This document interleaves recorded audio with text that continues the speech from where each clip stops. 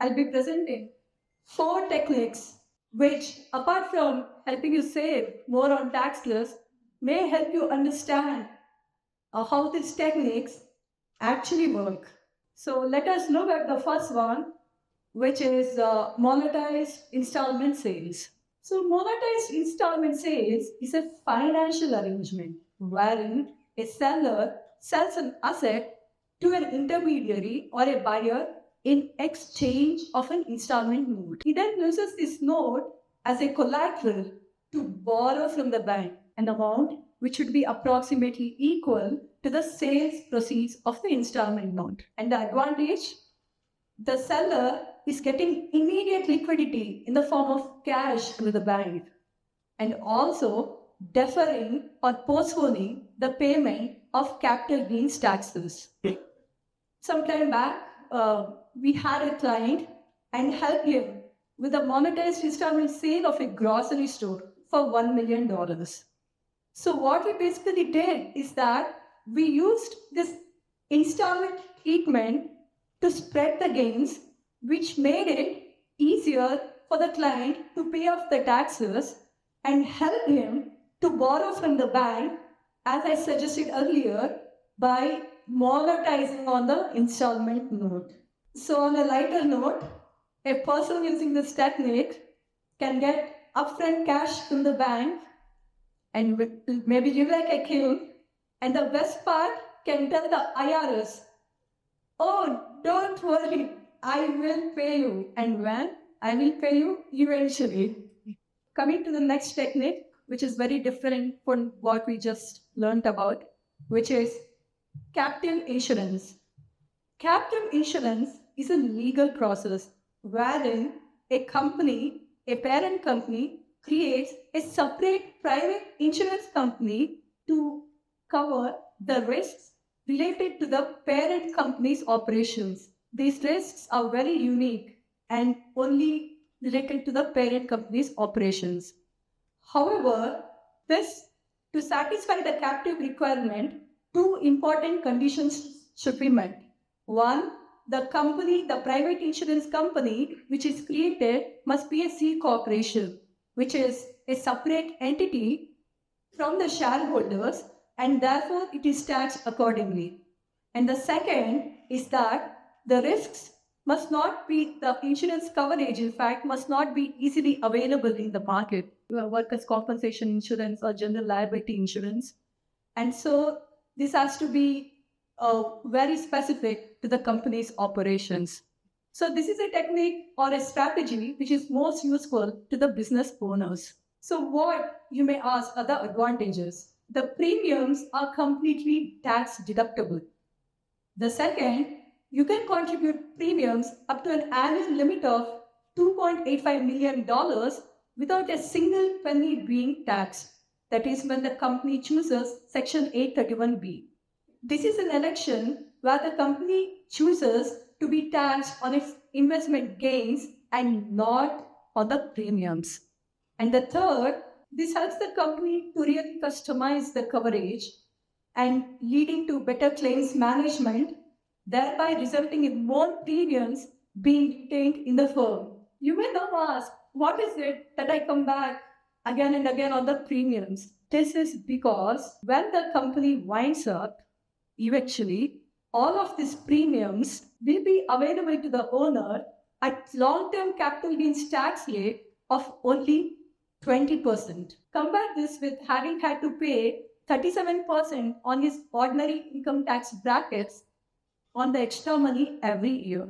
The one thing to note, however, is the location. For instance, Cayman Islands is very suitable for healthcare corporations because of the favorable regulatory environment. To give you a statistic, 90% of Cayman captives support US health providers. The technique which we just learned is all about don't simply pay for your risks. We may as well profit from it. Looking at the third technique we have here, which is carried interest. Carried interest is the share of profits that the investment managers receive for managing investments in various funds like private equity, venture capital, and hedge fund. Typically, fund managers receive 20% of the profits after a certain threshold of the investment return on the fund is met. This is nothing but a certain level of profitability that the fund must achieve for the fund managers to avail the compensation in the form of profits. The best part of carried interest is that it is taxed at long-term capital gains tax again at 20%. So the compensation given out to fund managers is treated as investment gains and not structured as a salary or a fee where they would have had to pay taxes on their ordinary income tax brackets. The only underlying condition about the carried interest is that the asset must be available within the fund for at least 3 years. If you see a fund manager and ask him, do you work really hard? The most likely response may be, not really. I receive a big chunk of my profits at only 20% of long-term capital gains tax rate. And then now let us come to the fourth technique, which is private placement life insurance trust or PPLI. PPLI or private placement life insurance trust is a strategy that is most appropriate for high net worth clients who look at insurance not simply for the purpose of providing death benefits for the beneficiaries, but also as an investment strategy. So this is a technique that combines insurance protection with tax-free investment growth. The way this is set up is pretty straightforward. First, you approach a special insurance company to obtain a PPLI policy. Second, you load it with sufficient cash and channelize it in various investments. Third, these investments are then going to grow completely tax-free. Fourth, the beneficiaries are going to receive all of the proceeds completely tax-free as well. And finally, the policyholder can borrow against the policy at comparatively lower interest rates as compared to commercial lenders. I know you may now ask the difference between a traditional insurance policy and a PPLI. The first thing which differentiates is that you have in PPLI diverse investment options to choose from.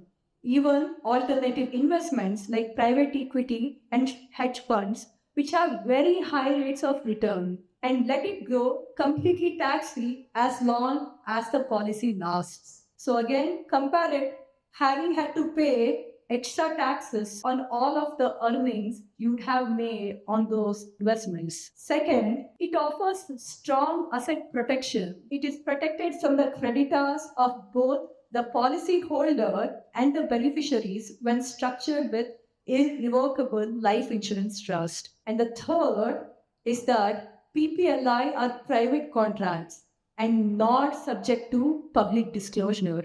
Therefore, it offers greater confidentiality.